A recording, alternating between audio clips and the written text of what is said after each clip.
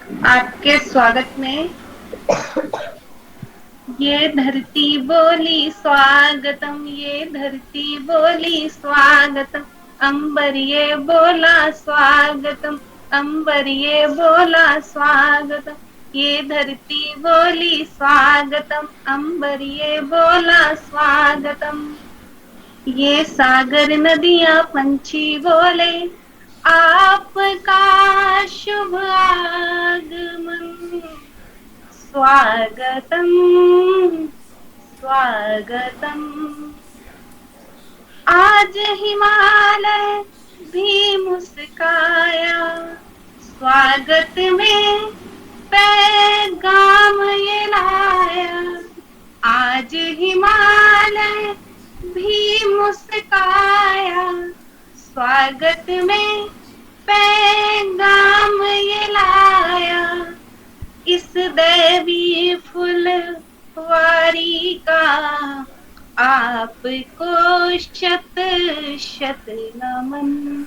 ये बादल बोले स्वागतम, ये बादल बोले स्वागतम, गुलशन ये बोला स्वागतम, गुलशन ये बोला स्वागतम। ये सागर नदियां पंछी बोले आपका शुभ आगमन, स्वागतम स्वागतम। ओम शांति। अब आप स्टार्ट कर सकते हैं।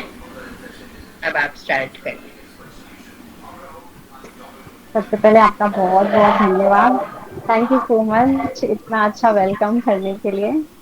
और शायद आप मुझे भी देख के पहचाने होंगे कि मैं आपसे मिली हूँ पहले, मम्मी के साथ आई थी। तो मैं भी अपना अनुभव शुरू करती हूँ। ओम शांति सभी को। मेरा शरीर का नाम है श्रुति अग्रवाल और मैं 43 इयर्स ओल्ड हूँ। बाबा का अनुभव बांटने से औरों में उमंग उत्साह के पंख लगते हैं। जितना बांटेंगे उतना बढ़ेगा, क्योंकि अनुभव हमारे गुण और शक्तियों की धारणा से ही होते हैं। अनुभव निश्चय बुद्धि की निशानी है। जितना नंबरवार निश्चय बुद्धि बनेंगे उतना नशा और उतना अनुभव भी बढ़ता है।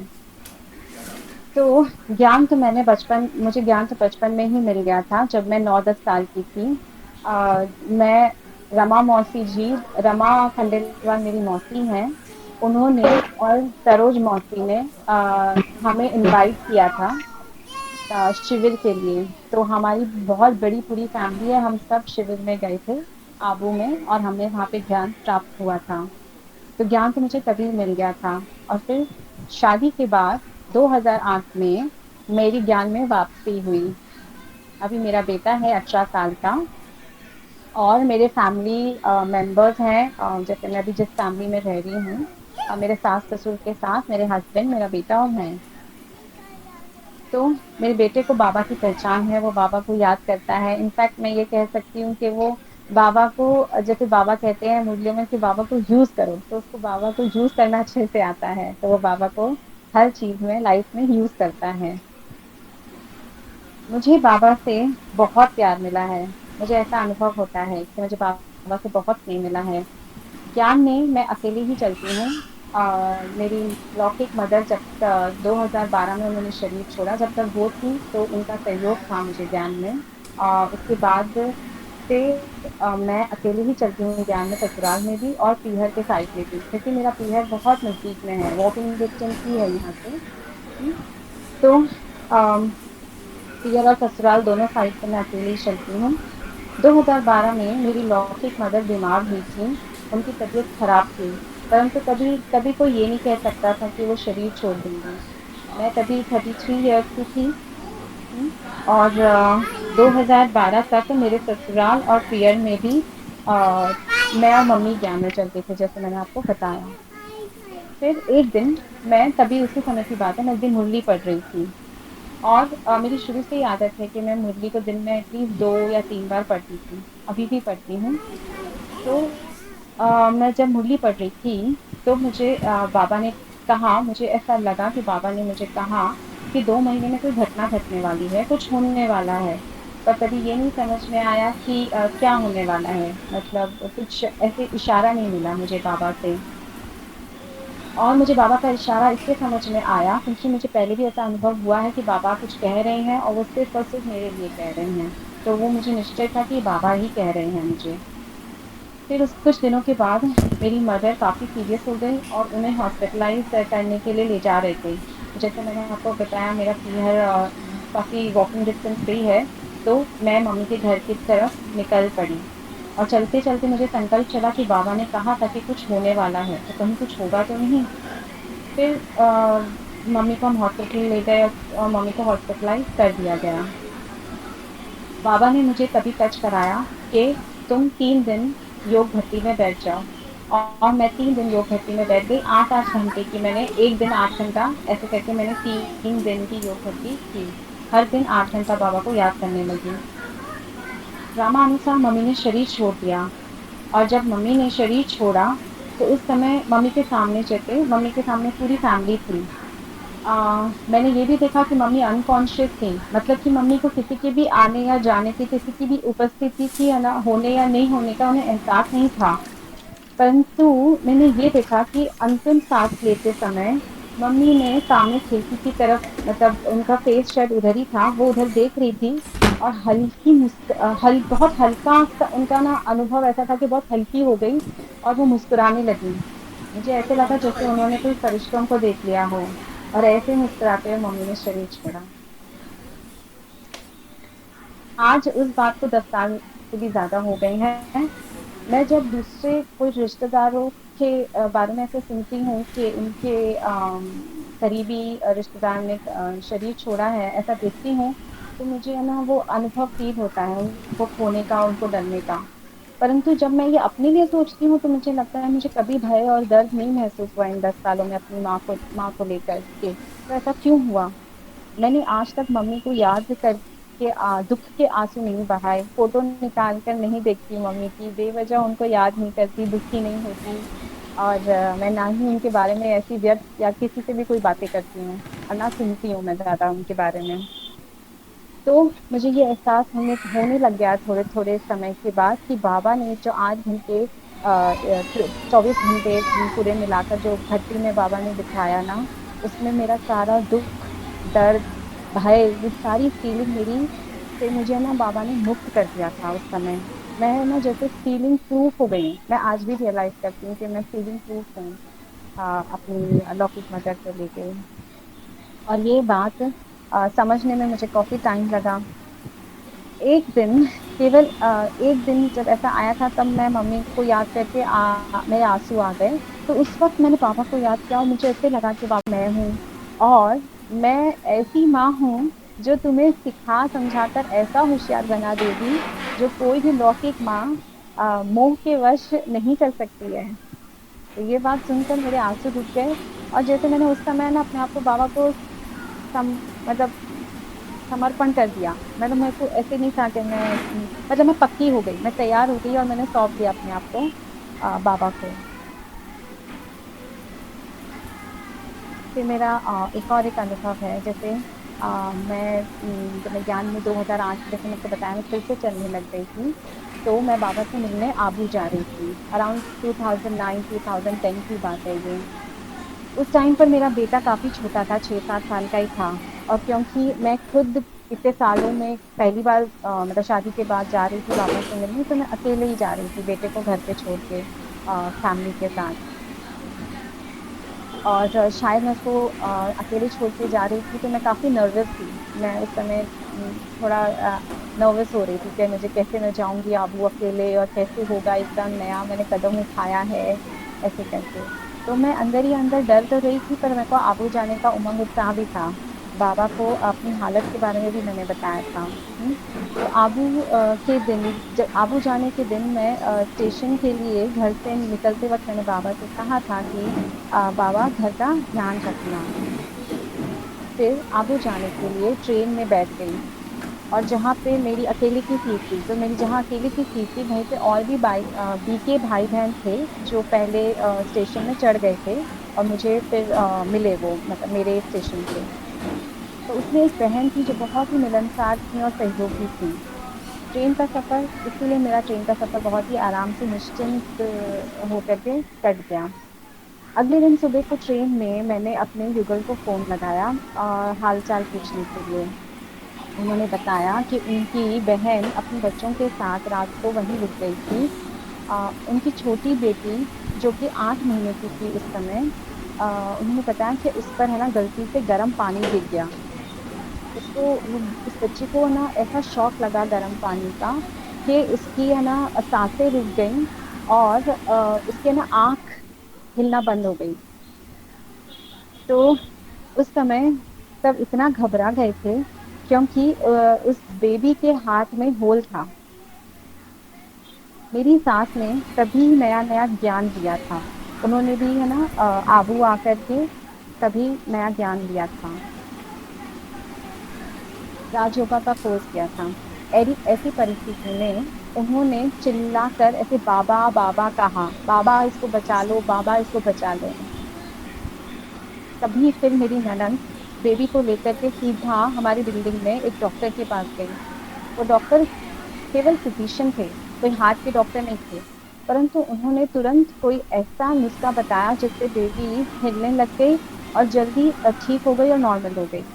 बिल्डिंग में वैसे एक और डॉक्टर थे, परंतु उस डॉक्टर के पास ही बाबा ने भेजा क्योंकि उसके घर में भी एक ऐसी बच्ची है जिसके हाथ में होल है और वो जिसका इलाज वो जानते थे। तो ये सारी बातें ट्रेन में सुनते-सुनते मैं रोने लगी कि मैंने बाबा को कहकर गई थी कि बाबा घर सँभालना मेरे पीछे से और बाबा ने अपनी ज़िम्मेदारी पूरी तरीके से निभाई। बच्ची की जान बच गई। उसके बाद आबू स्टेशन आया तो हम सब जो भी हम सब साथ में बैठे थे, बाबा से मिलने के लिए जा रहे थे, तो हम सब साथ में ही बस में बैठकर शांतिवन पहुँचे। तो जब रहने के स्थान की बात आई तो पता चला कि मैं और जो ट्रेन में बहन थी ना, वो हम दोनों को एक ही भवन में रहने का अलॉटमेंट मिला है, एक जगह मिली है और एक ही साथ एक ही कमरे में हैं। तो मेरा मन बहुत हल्का हो गया। बाबा ने मेरा पूरा ध्यान रखा और बाबा मिलन ही मेरा बाबा मिलन सफल हुआ। फिर मेरा तीसरा अनुभव है ये। ये पिछले साल का है। पिछले साल मेरे इन-लॉज़ मेरे सास-ससुर को कोविड हुआ था कोरोना हुआ था। उनको जैसे पता चला मेरे ससुर जी को जैसे ही पता चला कि उनको कोविड हुआ है अ, तो मेरे ससुर घर से बाहर निकल गए। वो घर से बाहर निकल गए नीचे जाने के लिए। अब क हमें हम समझ नहीं पाए कि हम उनको कैसे रोकें और कैसे समझाएँ। तो मैं तो जैसे पता है मैं मुंबई में रहती हूँ और यहाँ पे फ्लैट सिस्टम होता है और मेरा जो फ्लैट है वो 2 बीएचके है, 2 बेडरूम हॉल किचन। तो आगे ऐसे हुआ कि ससुर जी नीचे चले गए। फिर रिश्तेदारों के फ़ोन आने लगे और उनको समझाया। सास-ससुर दोनों कमरे में क्वारंटाइन हुए। परंतु ये पूरे पीरियड में जब वो क्वारंटाइन हुए कोरोना था, तो उस पूरी पीरियड में कभी भी उनका दरवाज़ा उन्होंने बंद नहीं किया। वो अपना दरवाज़ा हमेशा खुला रखते थे। सास भी जब हम उससे बात जब उनको कोरोना था, वो मुझसे बात करने आती थीं, तो वो हमारे कमरे में अंदर तक आ जाती थीं और कोई बात करनी होती थी, तो वो एकदम मेरे पास में आकर के आ जाती थी बात करने। तो मैंने शुरू से लेकर मतलब मैं इन सब बातों से कभी डरी नहीं, कभी घबराई भी नहीं, कुछ नहीं।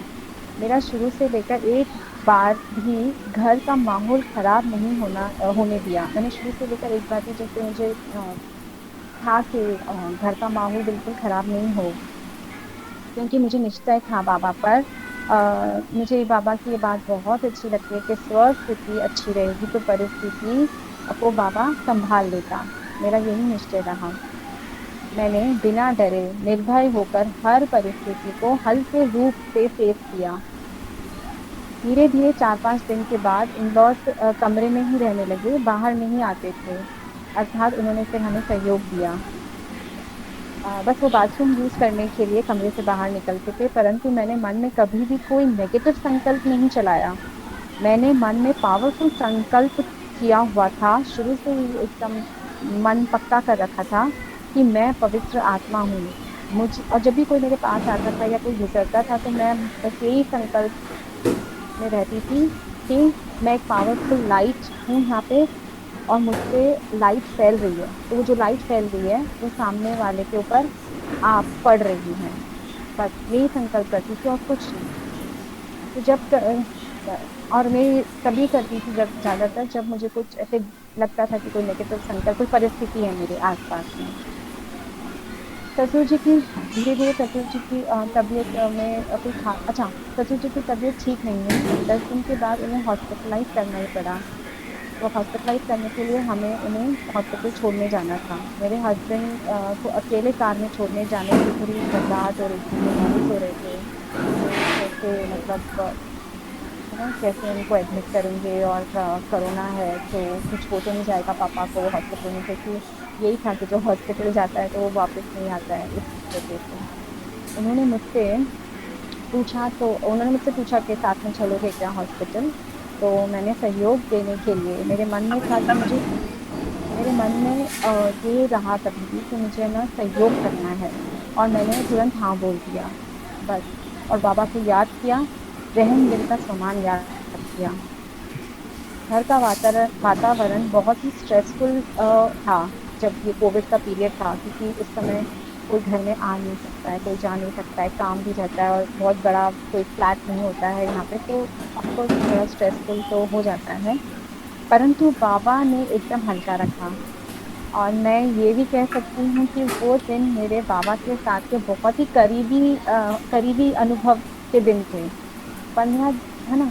और फिर 15 दिन के बाद सब ठीक हो गए।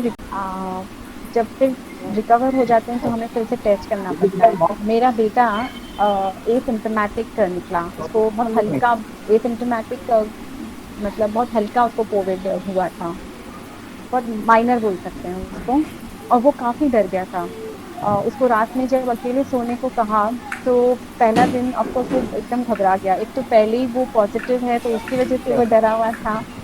और अकेले कमरे में सोना है, क्योंकि कोई जो बीमार होता है तो उसको अकेले कमरे में सोना होता है तो उसको बहुत अजीब लगता है। आ, तो मैंने बाबा को याद किया और मुझे लगा कि बीमारी छोटी है, खुशी बड़ी चीज है। मेरे यही मन में संकल्प था उस वक्त, और मैं है ना। और फिर मैंने डिसीजन लिया कि मैं उसको सहयोग दूंगी, और मैंने किसी कमरे में अलग से थोड़ा दूर अपना बिस्तर लगा लिया, और मैं वहीं पे और फिर उसको हम लोग वहीं सोते थे। और मैंने यही सोचा था कि मैं उसको मदद कर रही हूँ। मेरे हस्बैंड तो उस रूम में आते भी नहीं थे जहाँ पे मेरा बेटा क्वारंटाइन था, परंतु मुझे देखकर वो भी हल्के रहने लग गए। तो प्यारे बाबा ने बहुत मदद की है ऐसी परिस्थिति में। मेरे ससुराल वाले फिर जब तक ठीक हो गए तो ससुराल वालों की तरफ से फोन आते थे, तो वो कहते थे कि ये कमाल है, आप मतलब आप तुमने कैसे संभाला है, और कैसे आप को कोरोना नहीं हुआ। तो बोलते हैं कि एक को होता है तो फैमिली में सबको होता है। हमारी जो परिस्थिति थी जैसे एकदम अ, पास पास नहीं रहते थे हम लोग, ऐसे कोई बहुत, जैसे अभी मैं सुनती हूँ कि जिसको कोरोना होता है वो दरवाजा बंद रखता है, शक्ल भी नहीं दिखाता है अपनी बाहर अपने फैमिली वालों को। तो अभी मैं सोचती हूँ मुझे लगता है वो तो सब वजह से हम लोग के साथ हंसी खेल था, हम लोग जो कर रहे थे वो सब हंसी खेल था। तो मेरे को बहुत बाबा के करीब रहने का बहुत अच्छा अनुभव है उन दिनों का। फिर मेरा और एक अनुभव है, ये कुछ अभी से कुछ 4-5 महीने पहले की बात है। मैं ना कुछ स्वमान का बहुत अच्छे से अभ्यास, बहुत लंबे समय से ये अभ्यास कर रही थी कि मैं मास्टर दाता हूँ, मैं इष्ट देवी हूँ, मैं रहम दिल हूँ। हाँ, ऐसे कंटिन्यूस मैंने काफी लंबे समय तक इन स्वमानों का अभ्यास किया था। फिर एक दिन अमृत वेला उठकर बैठी और मेरे बाबा को याद करने लगी। फिर मुझे कुछ आवाजें सुनाई दी, जैसे भीड़ के बीच में खड़े होते हैं तो कई आवाजें सुनाई देती हैं, वैसे मैं मैं यहाँ वहाँ देखने लगी। फिर मैंने अपना मोबाइल चेक किया कि कोई वीडियो ऑन हो गया गलती से या कुछ, परंतु ऐसा कुछ नहीं था। फिर बैठी याद में, फिर आवाजें मुझे सुनाई देने लगी। तो मैं खड़ी हो गई और खिड़की के बाहर देखने लगी कि शायद सुबह को 4 बजे कोई नीचे भीड़ आई हो, पर ऑब्वियसली ऐसा कुछ नहीं था। फिर थोड़ी देर के बाद आवाज आनी बंद हो गई। 2-3 दिन गुजर गए। मैं सोच ही रही थी कि अचानक मुझे रियलाइज हुआ, बाबा ने मुझे रियलाइज कराया, भगवान उवाच, क्या तुम्हें अपने भक्तों की पुकार सुनाई नहीं देती? वो दुखी हैं, चिल्ला रहे हैं। और मुझे अपने सवालों का जवाब मिल गया। फिर मैंने ये बात अपनी सेंटर की बहन को भी बताई, तो उन्होंने कहा कि ये सामान को प्रैक्टिस करते चलो, अच्छा है। तो अभी जो है प्रेजेंट में मैं तो प्रवृत्ति में रहती हूँ। प्रवृत्ति ना, तो मेरा नेक्स्ट एक्सपीरियंस है, मेरी लाइफ का एक्सपीरियंस बता रही हूँ मैं जैसे आपको, कि प्रवृत्ति में रहते बाबा ने मुझे लौकिक और अलौकिक जीवन का बैलेंस करना बहुत अच्छे से सिखाया। मैं बचपन से, मैं कह सकती हूँ कि मैं बचपन से बहुत कैरेक्टरी नेचर की हूँ, और मुझे सच्चाई बहुत पसंद है।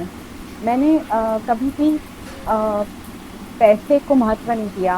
मैं कभी भी मैंपन में नहीं आई, मेरा तेरा कभी नहीं किया। ऐसे बातों को मैंने जीवन में महत्व नहीं दिया।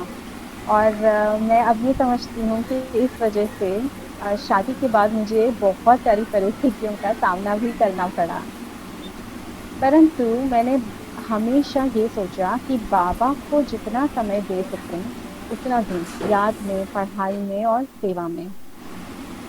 बहुत बहुत बड़ी से बड़ी परिस्थितियां मेरे जीवन में आई।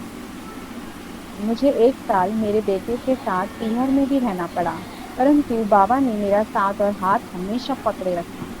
बल्कि मुझे ऐसा लगता है कि मेरे पीहर में बाबा ने मुझे सेवा के लिए भेजा, और सच में वहां पे बहुत अच्छी सेवा हुई। परिस्थितियां बदली, समय बदला, परंतु मैंने अपना स्वभाव वैसा ही रखा। कभी भी पैसे को, मैंने कभी भी पैसा नहीं मांगा है। जैसे याद नहीं कि मैं अपने कोई चीज के लिए, स्वार्थ के लिए पैसा किसी से मांगी मैंने मैंने मांगा होगा आज तक। मेरा तेरा नहीं किया, लालच नहीं, डर नहीं, कुछ भी नहीं। साधारण साधारण रीति से चलती रही। मुझे कभी भी ना इनसिक्योरिटी की फीलिंग नहीं आती थी, और मैं एक बाबा को ही अपना सहारा समझती थी, तो शायद इसीलिए इनसिक्योरिटी मेरे पास कभी नहीं आई। बाबा के बने हैं, तो मैं जानती थी कि सच्चाई के रास्ते पर तो चलना है, और सच्चाई मुझे बहुत पसंद है। ये गुण मैंने अपनी मम्मी से सीखा है। तो ये गुण मुझे लौकिक जीवन में काम आया या नहीं आया हो, पर अलौकिक जीवन में बहुत काम आया। बाबा के करीब रहने का मुझे बहुत अनुभव मिला। अब तो बाबा ने मुझे जाने अनजाने हमारी कंपनी का प्रोप्राइटर बना दिया है। बाबा ने मुझे अथॉरिटी बना दिया है, जिससे मेरे सिग्नेचर के बिना कोई भी ऑफिस का काम नहीं हो सकता। बाबा ने मुझे आ, हम हमारी कार का जो पेपर वर्क होता है, अगर आप बाय कर रहे हैं कार और कुछ ईएमआई होता है, तो पेपर वर्क के लिए भी, उसमें भी ओनर बाबा ने मुझे बना दिया। लीगल मैटर्स में जब भी मैं साइन करती हूँ तो बाबा को याद करती हूँ कि बाबा ये तेरा है, साइन कर रही हूँ, मेरी रक्षा आपको करनी है। और तब से लेकर जब 2016 से ये हमारी न्यू फर्म स्टार्ट हुई थी, तब से लेकर अब तक सक्सेस ही मिल रही है बाबा के वरदान से। तो ये मेरा अनुभव शॉर्ट में मैंने आपको बताया है। Thank you so much. Shanti.